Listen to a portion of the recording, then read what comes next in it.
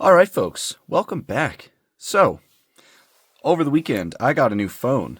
So, we are going to test it out. It's a brand new S25. I usually don't buy new phones, but I got a really good trade-in deal with my phone carriers. So, yeah, we got a new phone. So, we're going to test out the camera. It should hopefully be better than my old phone, but we will see. So, yeah, keeping all the settings the same. You guys will have to let me know if you notice a difference between them. You should also let me know if you notice a difference in audio as well, because I don't know if this phone has a better microphone. Not really sure. But with that being said, we're going to jump back into it today. We've got new mini GTs to look at, and we're going to start off with James Bond. So, these are the first two releases for the James Bond set. The Aston Martin DB5. I'm really excited for this one. Especially this stock version right here. And then we also have the DB5.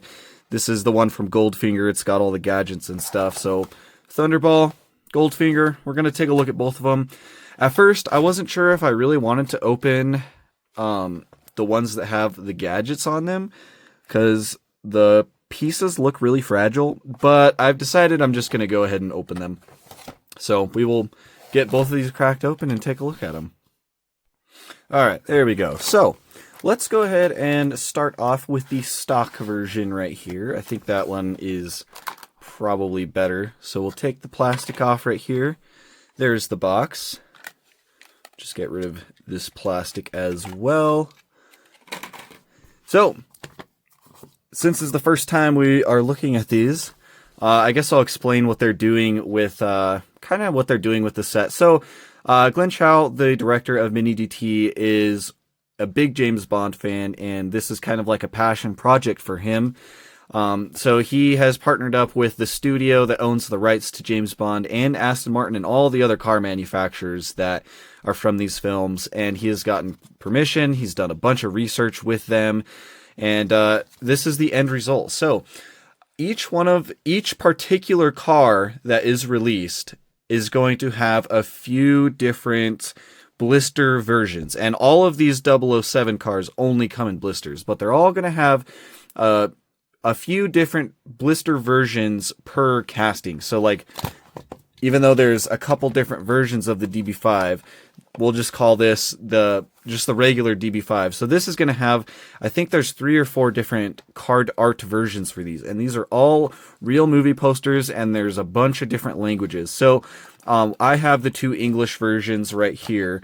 But there's also, like, there's Chinese, there's Japanese, there's, I think there's French, there's Spanish, there's a bunch of different languages, and each language will have a poster from that region. So really cool. So this is the one of the English posters for Thunderball. I don't know how many there are, but it's really cool. These are the legit movie posters, so I think it's really cool. That was part of the reason I wasn't sure I wanted to open these, is because I feel like the whole presentation of them is really cool, but I always keep my cards for mini GTs anyways, so I don't think it's that big of a deal. Plus, the box and the car kind of block it, so you actually get a much better look at these when they're open like this. So yeah, there's the card art, super awesome, and then you have a gray background. The mini GT lettering is in like a chrome gold. And then there's the stuff on the back. You have your Aston Martin licensing, your TSM sticker. There's the UPC, so does the Aston Martin DB5 Thunderball Mini GT number 901, and it is a 007 exclusive. That's what the 007E is for. And then you have your James Bond licensing and stuff right there. So super legit. I think it's really cool. So here's the box. Again, you got this gray and then the gold lettering. And the boxes will also be different from language to language. So like the Japanese one will have Japanese text, Spanish will have Spanish.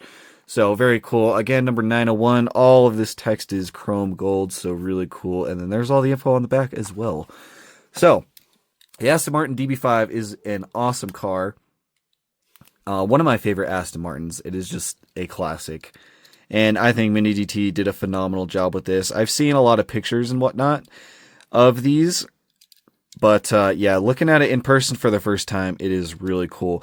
So this is the DB5 from the movie, but I believe for the most part it is stock. The only thing I'm not too certain about is the wheels. Those little triangle things on the end of the wheel.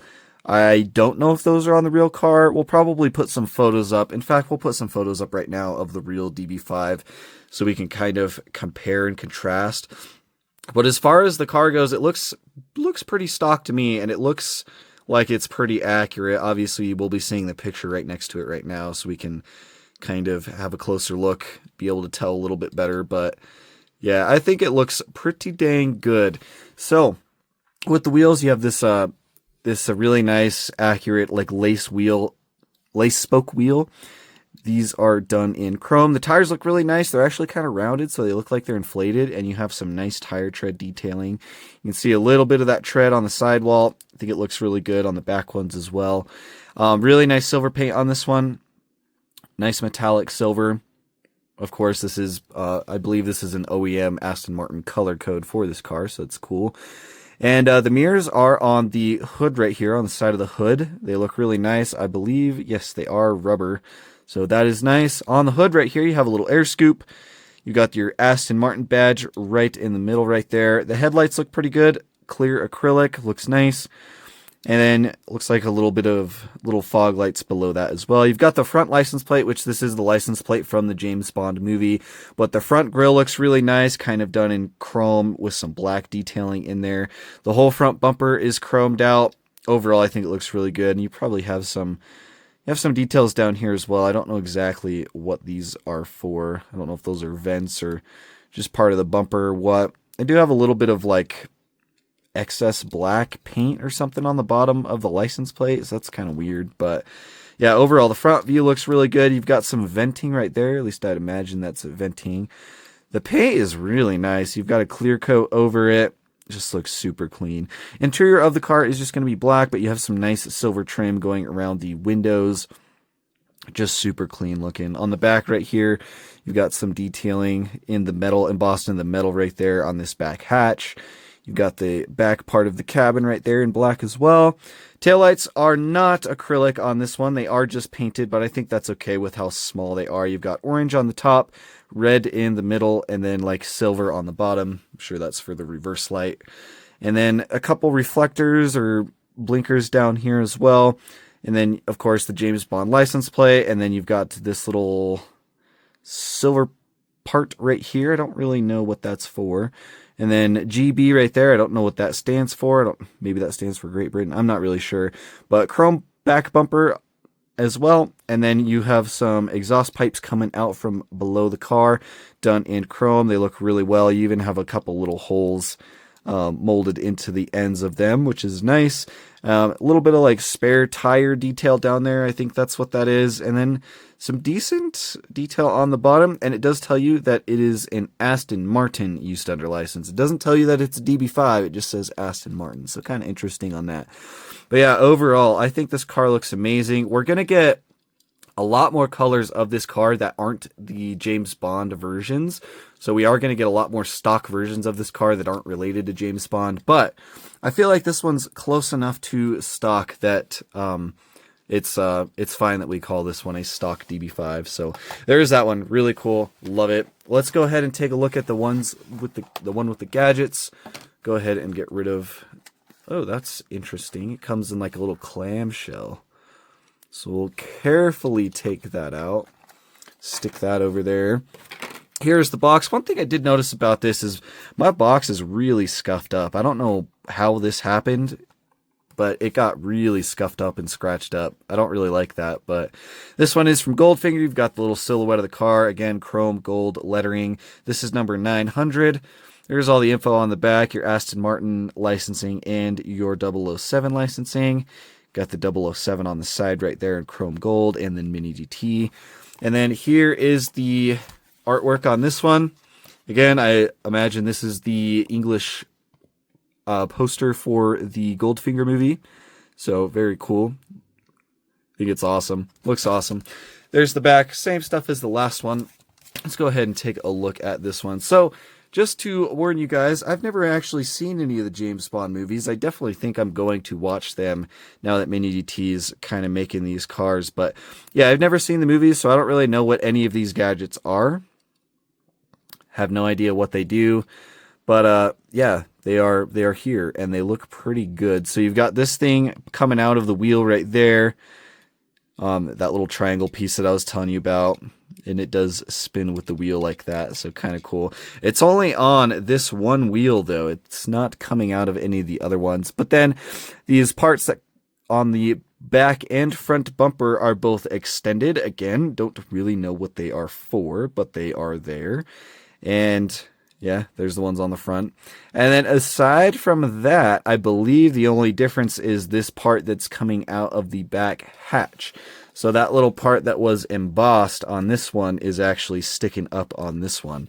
So kind of interesting. Again, other than that, it looks like these two cars are pretty much exactly the same. So yeah, you guys will have to explain to me what these are. I really need to just watch the movie so I know what exactly these little things are used for. But yeah, kind of cool. Again, these are all plastic. I don't think these are metal, so these are going to be very fragile, which is kind of why I didn't want to open this one. But I will probably just end up putting this one back in the packaging right away so I don't break anything, because this is one of those models that would kind of suck if you broke something off of it. But yeah, overall, I do think it looks cool with all the gadgets and stuff displayed. So you guys will have to let me know you guys will just have to let me know what you think of them. I don't really know what else to say. They're just really cool. But yeah, I'll watch James Bond eventually and learn more about the cars in the movie. But the stock versions right here, very cool. I dig it a lot. So there you go, guys. There are the first two James Bond cars, the Aston Martin DB5, one with the gadgets extended, one with them not extended. So like I keep saying, let me know down in the comments what you guys think of these, and I'll catch you guys in the next video.